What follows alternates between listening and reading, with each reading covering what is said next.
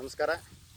ಬಾಗಲಕೋಟೆ ಜಿಲ್ಲಾ ಮುಧೋಳ ತಾಲೂಕಿನ ಬರಗಿ ಗ್ರಾಮದ ವೆಂಕಣ್ಣ ಕಲ್ಲಪ್ಪ ಕಳಿಗುದ್ದಿ ಆದ ನಾವು ಈ ಸಮೀರೋಡಿ ಸಕ್ಕರೆ ಕಾರ್ಖಾನೆಯ ಅಧಿಕಾರಿಗಳ ಸಲಹೆ ಮೇರೆಗೆ ಕಳೆದ ವರ್ಷ ಉಳ್ಳಾಗಡ್ಡಿ ಬೆಳೆ ತೆಗೆದ ನಂತರ ಮೊದಲು ನಾವು 3 ಫುಟ್ ಸಾಲ ಕಬ್ಬಿಸ್ತಿದ್ವಿ.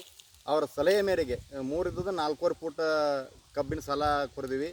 ಆ ಕಬ್ಬಿನ ಸಾಲದಾಗ ಅಂತರ ಬೆಳೆ ಮಾಡಿದ್ರೆ ಲಾಭ ತೆಗಿಬೋದು ಏನೋ ಅಂತೇಳಿ ಅವರೊಂದು ಮಾಹಿತಿ ಕೊಟ್ಟರು.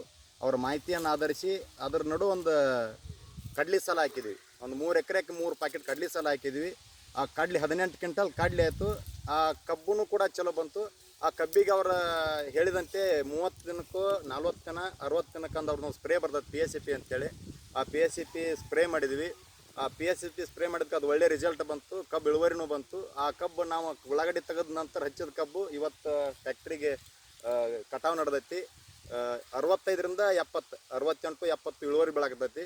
ಅವ್ರು ಉಳ್ಳಾಗಡ್ಡಿ ತೆಗೆದು ಹಚ್ಚಿದ ನಂತರ ಕಬ್ಬನ್ನು ಇಷ್ಟು ಇಳುವರಿ ಬದೈತಿ. ಮತ್ತು ಹೊಳ್ಳೆ ಈಗ ಅವ್ರು ಬಂದು ವಿಸಿಟ್ ಮಾಡಿ ರವದಿ ತುಂಬ ಅಂತ ಹೇಳಕತ್ತಾರು. ರವದಿ ಸುಡಬೇಡ್ರಿ, ಹೊಲದಾಗಿರುವಂಥ ಎರೆಹುಳ ಅಲ್ಲಿ ಫಲವತ್ತತೆ ಆದಂಥ ಸೂಕ್ಷ್ಮ ಜೀವಿಗಳು ಸಾಯ್ತಾವ ಅಂತ ಹೇಳಿದ ಮ್ಯಾಗ ಒಂದು ಸಲ ಬಿಟ್ಟು ಸಲ ರವದಿ ತುಂಬಾಕ್ತೀವಿ. ಈಗ ಅದನ್ನು ಬಾಯ್ಬಡಿಗೆಲೆ ಕೋಲಿ ಬಡದ ಅದಕ್ಕೆ ಒಂದು ಕ್ಲೋರೋಪಾರಿಪಾಯ್ಸ ಮತ್ತು ಬಾವಿಷ್ಣನ ಸ್ಪ್ರೇ ಮಾಡಂತ ಹೇಳ್ಯಾರು. ಅದನ್ನು ಮಾಡಿ ಕೇಸಿಂದ ಇದ್ರ ಮ್ಯಾಗ ಸಾಧ್ಯ ಆದ್ರೆ ನಮ್ಮ ಹೆಂಡಿ ಒಬ್ಬರ ಸಿಕ್ಕರೆ ಹೆಂಡಿ ಒಬ್ಬರ ಕಡ್ದ ಏನವ್ರ ಸಮೀರೋಡಿ ಸಕ್ಕರೆ ಕಾರ್ಖಾನೆಯ ಸೂಪರ್ವೈಸರ್ಗಳು ಬಂದು ನಮ್ಮ ವಿಸಿಟ್ ಮಾಡ್ತಾರಲ್ಲ, ಅವರ ಸಲಹೆ ಅಂತ ನಾವು ಮಾಡ್ಕೊತಂತೀವಿ. ಈಗ ಅವ್ರ ಸಲಹೆ ಮೇರೆಗೆ ನಮ್ಗೆ ಒಳ್ಳೆಯ ರಿಸಲ್ಟ್ ಬಂದೈತಿ ಮತ್ತು ಟನ್ನೇಜು ಹೆಚ್ಚು ಬಂದೈತಿ.